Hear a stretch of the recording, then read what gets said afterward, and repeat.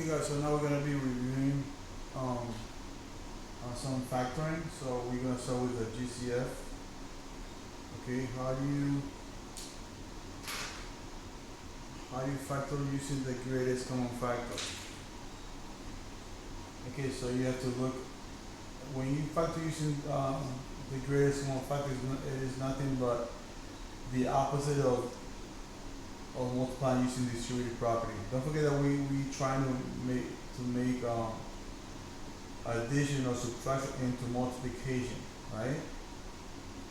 So look at these two terms right here. What goes into 6 and 9? That should be 3. And then I see that x is common to both, so put 3x. That's gonna give me my greatest common factor. We just open parentheses, right? And then you can ask yourself 3x times what gives you back to 6x squared. That should be 2x. And 3x times what gives you 9x? 3. 3x times 2x, 6x squared. 3x times 93 is negative 9x. So it's like the reverse of this unit property. What about this one here? I got 10a to the third minus 15a. 10a to the fourth minus 15a to the third. Minus 15a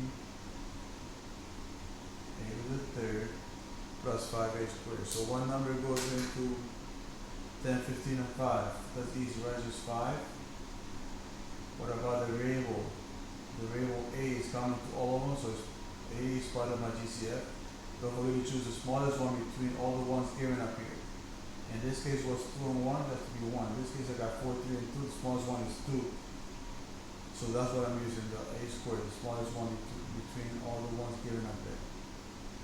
Same thing, open parentheses, because that is my GCF. This times what gives you back to that over there? That'd be 2a squared, right? 5 times 2 is 10, and 2 plus 2 is 4 right there. Minus 5a squared times what gives you 15a to the third? That has to be 3a, right? 5a squared times negative 3a gives you negative 15a to the 2 plus 1 is 3. And then 5a squared times what gives you back to the same thing? Has to be 1. What about this one here? What is the highest number that goes into 24 and 16? 4, some people will say 4, but I need to get the greatest common factor. I'm going to use 8. And then m is common to both, and I choose the smallest one between the ones given up there. That has to be 2. And to the third, and then n to the third, and n to the first has to be n to the first. And x is not common to both, so I'm not going to use x as my GCF. So you ask yourself, this times what gets you back to that over there? That has to be 3. Then you have to put m again because I already got the m squared, and then n to the second, right? 8 times 3, 24, m to the second right there, n to the 1 plus 2 is 3, minus 8 times what gives you 16, has to be 2, and then m to the 2, right? And then n is already there, so don't need to put another one here, and then x. Right? 8 times 2, 16, 2 plus 2 is 4n right there, and x right there. What about this one here? What is the GCF as far as the numbers go? It has to be 8, right? What about the variables? A is not common to both, neither is b, so I'm going to put just a as my GCF. What's going to go inside the parentheses? 8 times a gives you 8a plus 8 times 2b gives you 16b. So that's how you do it.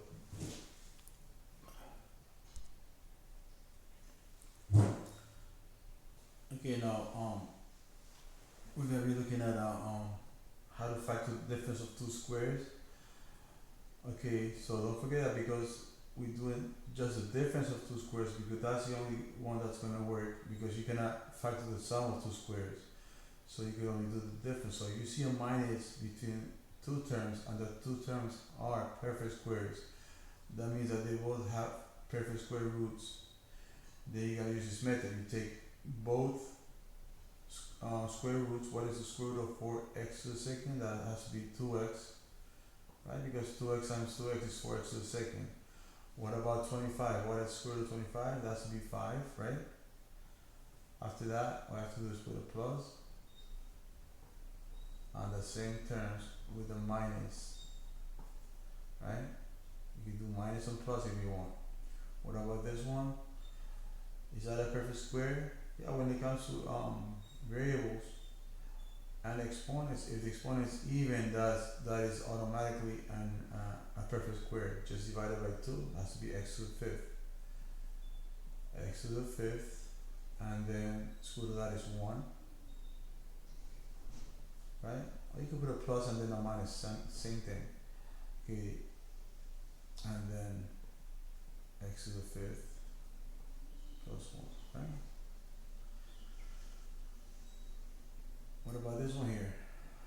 Is that a perfect square? Yeah, square root of that is AB. AB times AB is a squared b squared. And the square root of that is 7.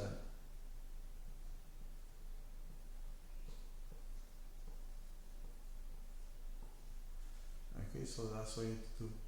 Okay?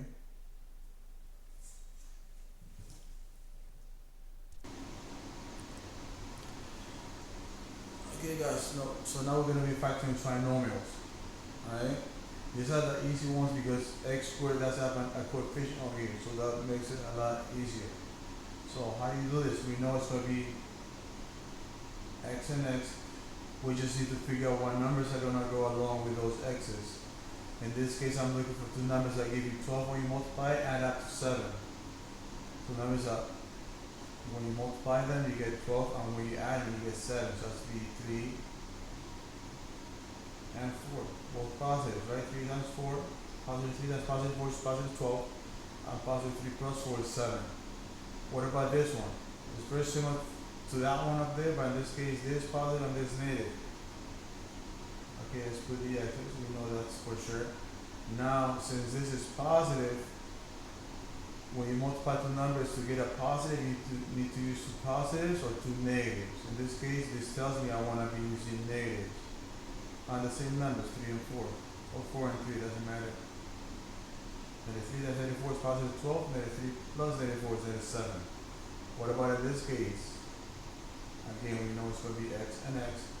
And now to get a negative number, I need to have a negative and a positive, right? So what two numbers gives you 35 when you multiply? Negative 35 when you multiply? 7 and 5. Negative 7 times 5 is negative 35, and negative 7 plus 5 is negative 2. Okay, so when this is negative again, you have to use the negative and a positive. And this sign tells you that the highest one is to be negative. That's it. What about this one here? You don't see a number? It's supposed to be a 1 there, right? And those will be x and x. Again, to get a negative, I need to get a positive and a negative. This tells you the highest one is to be positive, and the other one negative. So what two numbers give you negative 30 when you multiply and add up to 1? So it has to be positive 6 and negative 5. Positive 6 times negative 5 is negative 30, and positive 6 minus 5 is positive 1 right there. What about this one here? Two numbers that gives you positive 80 when you multiply and combine to negative 18.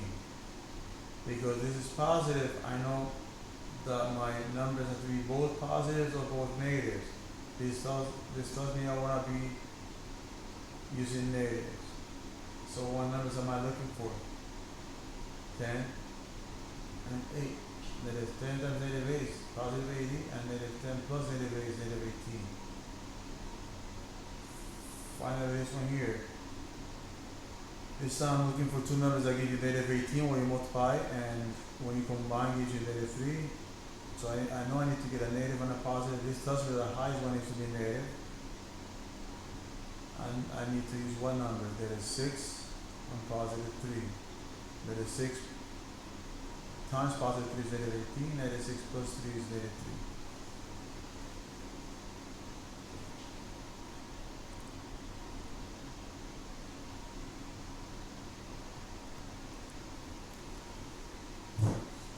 So this time we're going to be factoring trinomials again, but now I have a number by the x squared. See, we got a number there, so that those are the ones that we need to use the x method that we did in class. Okay, so how do you do that? I'm gonna look for two terms that give you 3x squared, and when you multiply, that has to be 3x times x, right? And then to get 2 has to be 1 and 2, or 2 and 1. Let's try 1 and 2. 1 times 2 is 2, 3x times x, 3x squared. Now we do a little test to see if we got the right numbers and the right order. So I'm going to cross multiply and do 3x times 2, that gives you 6x. X times 1 is positive 1x. It combines to 7x. If you match the middle term, that means you got everything right. So just need to go straight across.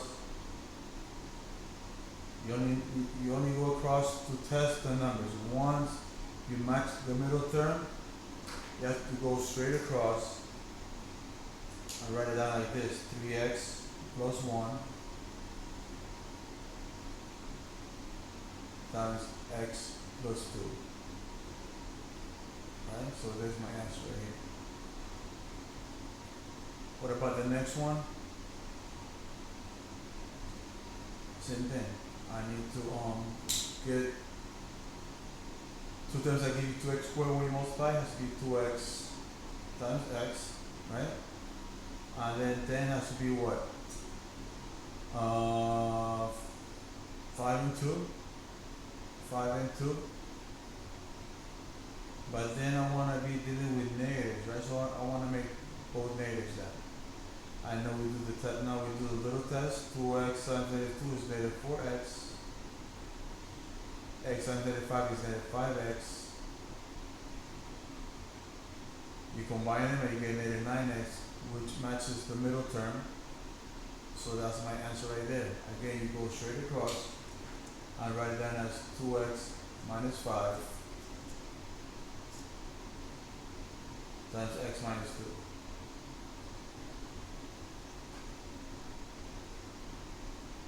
What about this one? To get 5x squared has to be 5x times x, right? 5x times x. And then to get negative 3 has to be 3 and 1. 1 needs to be negative. So I need to put the 3 down here, positive 3 and negative 1 up there. Let's test it. 5x times 3 is 15x. X times negative 1 is negative 1x.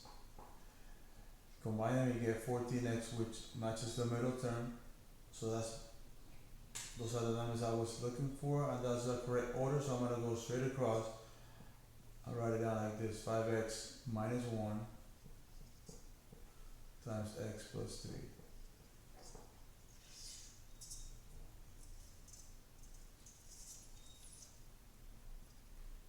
Okay guys, last one. What about this one here? To get 6x squared has to be 3x times 2x, or 6x times 1x. And when numbers are this high, there's a lot of trial and error to do them. But let's try 3x and 2x. 3x times 2x gives you 6x squared, right? And then to get negative 35, let's try 5 and negative 7. Now we're going to cross multiply. 3x times negative 7 is negative 21x. And 2x times 5 gives you positive 10x, which combines to negative 11x, and that matches my middle term. So the answer has to be what? Again, you go straight across.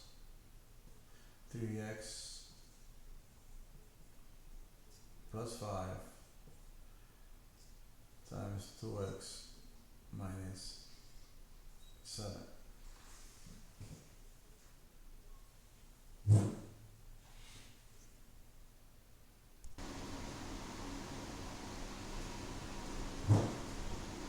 Okay guys, so we done to the last 4 examples. Alright, so it's called factoring completely. Okay, how do you do this? Okay, you're always gonna be looking for the greatest common factor, right? Because at this point there's nothing else you can do, so I'm gonna look for the GCF, right? And then try to factor what is left inside the parentheses. So let's do that. I want to factor these two terms. I'm going to find the GCF, which is 2x, right? 2x, and then open parentheses, 2x times y gives you 2x to the third, that'd be x squared. 2x times y gives you 50x, that'd be 25. See, normally I would end there, but then I notice that inside the parentheses I come up with a difference of 2 squares. So you have to break this down into square roots. X plus 5 times x minus 5. Right? And don't forget to bring down the 2x. That's part of the answer as well. So this is my answer. Okay, what about the next one? Again, I look for a common factor. I see 3 goes into both, so I'm going to put 3. X is not here, so x is not part of my GCF, so I'm going to open parentheses at this point. 3 times y gives you x squared, that will be x squared. And 3 times y gives you 75, that has to be 25. And again, I come out with same thing as up there. A difference of 2 squares, which turns into x plus 5, x minus 5, and 3. That's it. So what about this one here? What about number 20? Again, I look for the GCF, which is 2, right? 2 goes into all of them, 2. And then x squared. 2 times y gives you that, 10x. And 2 times y gives you 48, that'd be 24. How do you factor that trinomial? So x and x. So numbers that give you 24 when you multiply and add up to 10. Has to be 6 and 4. Bring down the 2 because that is part of the answer.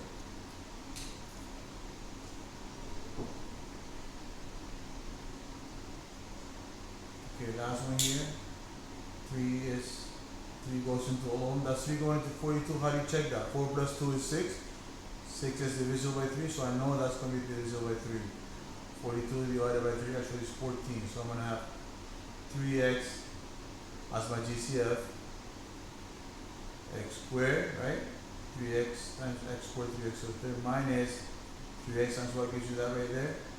That has to be 5x minus 14. How do you factor that trinomial? X and x. Two numbers that gives you negative 14 when you multiply and add up to negative 5. That has to be negative 7 and positive 2.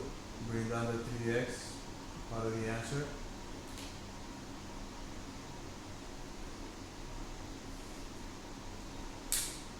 And that's it.